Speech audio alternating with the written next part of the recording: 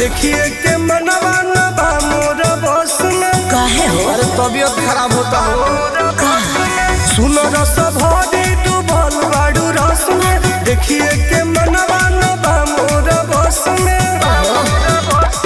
भइनी दीवाना जवानी के पाना मन करे हो दम मुलाकात रही। ढोरी पगिरा के दही जादो जी चाटत रही। मही भिरा के रही जादो जी चाटत रही। ओके मेरी डार्लिंग।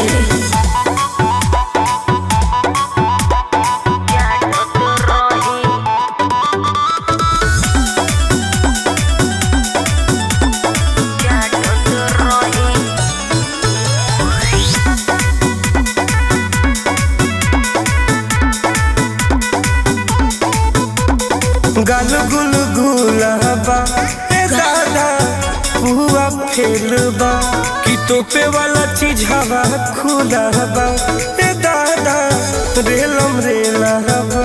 अरे ऐसा का सुनो आई है ले आई ना तुमको शरमाई रोवाला छोट बाटे एक भर खाई। अपने पोस्ट विकास हटे ना ख्याल तोहर से जस गाल मन करे टमाटर जस काटत रही। ढोरी पगिरा के दही जादो जी चाटत रही। मही भिरा के रही जादो जी चाटत रही। चाची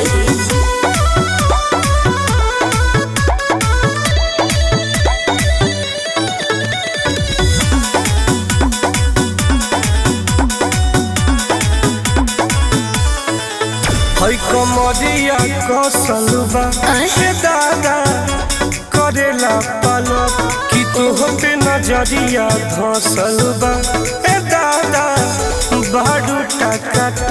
अरे बाप बाडू टकाट आके हाली लूट ली टुन टुन लहरिया। लाइन में बड़े अभिषेक भोजपुरिया।